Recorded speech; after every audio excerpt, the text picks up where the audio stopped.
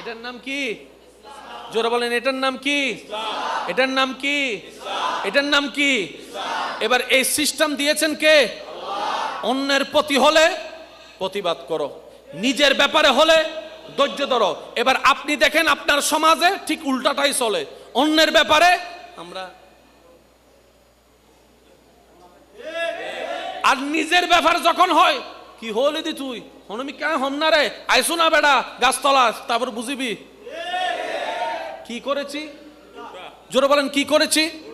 উল্টা করে আল্লাহর অবদ্ধতা করেছি, বাস আমাদের মাথার উপরে জালিম বসে থাকবেই। এটা একদিনের বিষয় নয়, এটা আজীবনের বিষয়। দোষ কার? একটু জোরে বলেন, দোষ কার? আর আমাদের। এই জায়গাগুলা যদি সারা বাংলাদেশের 3 থেকে 6টা মাস এক লেভেলে চলতে থাকে, বাংলাদেশের মধ্যে আমূল পরিবর্তন আসা সম্ভব। আমি কেমনে বুঝাতাম আপনাদেরকে? যদি আপনাদের বিরক্ত না হয়, আমি আর 5টা মিনিট সময় নিচ্ছি আপনাদের থেকে। হ্যাঁ, কষ্ট হচ্ছে না তো? পিছনে ভাই কষ্ট হচ্ছে? আচ্ছা, আপনাদের এখানে একটা সংগঠন আছে না? কি নাম?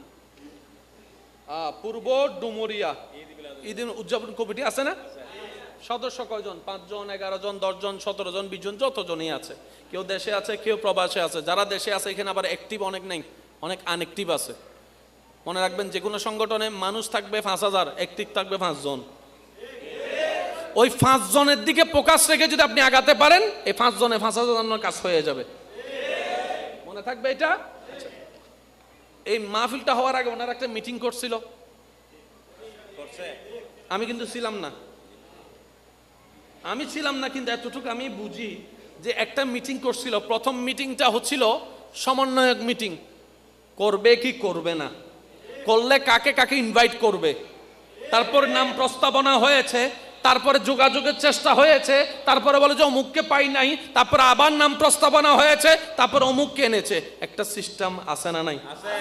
আচ্ছা, এবার যদি আপনার মিটিংগুলা বাদ দেন, সংগঠনের নাম থেকে যাবে, সংগঠন থাকবে না। সেজন্য সংগঠনের একটা নিয়ম আছে, 3 মাসে মিটিং করে, 6 মাসে মিটিং করে। আর এখন তো সবকিছু অনলাইন হয়েছে, বলে যে আমরা 3 মাস 6 মাসে পারবো না, সপ্তাহে সপ্তাহে মিটিং করব। WhatsApp group. উইথাউট মিটিং কোনো সংগঠন টিকবে না। ইসলামও তো একটা সংগঠন, ইসলামও তো একটা সংগঠন। কেউ বাদ দন যাইব না। ইয়া ফুয়াগ সরিলে ফল ফল হইজার গুই সারি মিকে যার এন্ড ইদারে টাসমানি হদ্দে বদ দিন নোটলত আর হদিন হাবি হাজ গরি হান্য বারস না। ইয়া আজারে হতা হইল তো না, ইয়াইতে আজারে হতা সরি কি লইয়ের বইতে কি নাকি এসে নমাতে বসে সরি লই বইতে কি নাকি লিগ্যাল সরি ভাইলে হতো 20 লাখ টাকা ঘুষদম পরের যে নমাতে, ঠিক না বে ঠিক? এনে সরি নাই, সরি এন্ড আবার এদিন নিয়ম করি সরি নিরে বাক করি। এরা আবার যারা সরি বার ইতারা হতে সিট একখান আছে, তোরা 10 জন, যে টিয়া বেশি দিবি তো স্যার বেতন হতো হতে মাসে 20,000, তুই তো হতে 20,000 টিয়া আনলে যদি 20 লাখ টিয়া দম পরে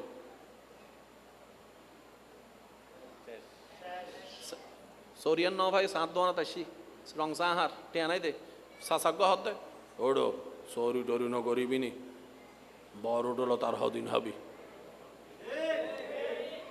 ইয়া ফোয়াইবে সুইসাইড নগরী হনগত্য হদ্দ ভাই, আমি কি বুঝতে পারি না? হতা পারলে উৎসাহ দেন, খোঁচা দিয়েন না, ঠেস মাইরেন না, কারণ প্রত্যেকটা মানুষ আপন আপন ফিতরতেই চলতে থাকে। বলেন না সুবহানাল্লাহ। আচ্ছা, কি কোনো সমস্যা? না, কোনো সমস্যা না। আমরা যা করি আমাদেরকে কেউ না কেউ শিখাইছে না? হাঁটাটা এরকম করে দৌড়ে দৌড়ে শিখছি না? আচ্ছা, দুনিয়াতে আসার পরে যে আপনি আমি মায়ের বুকের দুধ খাইছি, আচ্ছা দুধ যে চুষতে হয় সেটা শিখাইলো কে? আবার মায় কি বলছে? মা আমার দুধ চুষ আমাকে বলছে? দুধটা যখন মুখের মধ্যে দিছে অটোমেটিক আমরা চোষা শুরু করছি। এই 1 মিনিটের বাচ্চাটাকে এই চোষার জ্ঞানটা কেমনে পাইলো? শুনেন, এই জিনিসটা একটু বুঝতে হবে। আল্লাহ বললে তো সব কথা এক কথায় শেষ, তাহলে আর বুঝাটা হলো কই? মেঘ আসমান থেকে বৃষ্টি পড়ে, আল্লাহ করে, কথা তো শেষ। তো আপনি গবেষণা কই করবেন? আল্লাহ করে সত্য, কিভাবে করে আল্লাহ সেটা গবেষণা করতে বলছে, যাতে আমাদের কুদরতের ঈমানটা আরো বাড়ে। 1 সেকেন্ডের বাচ্চা যদি বাদ দেন গলা আটকে যাবে, পিছে দিল গলা আটকে যাবে, কারণ সে ডোকগিলার মতো জ্ঞান আল্লাহ তাকে কোনো দেয় নাই। কিন্তু আপনাকে আমাকে 1 মিনিটের ভিতরে আল্লাহ মায়ের স্তন চষার মতো জ্ঞান দান করেছেন। তার মানে কি জানেন? আল্লাহ তাআলা প্রত্যেকটা সৃষ্টিকে আপন আপন জগতে টিকে থাকার সমস্ত কোয়ালিটি দিয়েই পাঠিয়েছেন। যেমন কোন একটা বিপদের মধ্যে মা বোন কান্নাকাটি চিল্লা করা স্বাভাবিক। সাগরের মধ্যে একটা জাহাজ যদি তুফানে পড়ে, মা চিল্লাবে, বোনে চিল্লাবে, বউ চিল্লাবে, স্বাভাবিক।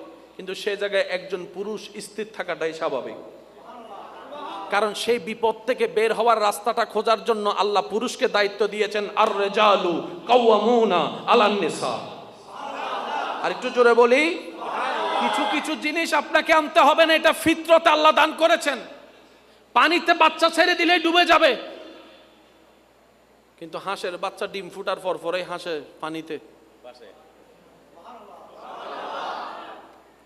আর একটু জোরে হন না বাজে। মুরগির বাচ্চারা যদি ছাইরা দেন, হাঁসের বাচ্চা বলে যে তুই দিয়ে আয় ফাইজুম দে, তো তোর বয়স শত হতে 1 মিনিট হতে ফারিবি না ফারিবি, জ্ঞান বুঝিবের যে বয়সী ন তো তোর ন, তুই জানিলি কেন হত ন আর মনে টানে দেয় ফাইজুম আয় ফাইজুম আয় ফাইজুম নামে গিয়ে। এটাকে বলা হয় ফিতরত। প্রত্যেকটা মানুষের ভিতরে একটা ফিতরত আছে, এটা আল্লাহ প্রদত্ত। এটা আপনি চাইলে অস্তিত্বকে বিলীন করতে পারবেন না। তো চট্টগ্রামের ভাষায় বলে জাতে জাত টানে, ওই 5 জন সিটিং গেছে আর গুণ মাতের জাতে জাত টানে। তার মানে কি, তুই বাজি তোমার গোষ্ঠী যদি এন্ড হয়, তুই যদি অন্ডে যাই এর ঘর বাঁধো, কে টানিব তো মেডিবেদ দে মেড ইন আনোয়ারা নমাতে কারো জোর হনা বাজি অনে চাইলিবে ফালাই দিতে পারিবেন না। হজ্জা করা না, তর্ক করে নিবে ফাইতেন না। আল্লাহ প্রত্যেক ফিতরতরে আলাদা করে বানায় দিয়ে নর করে সুবহান।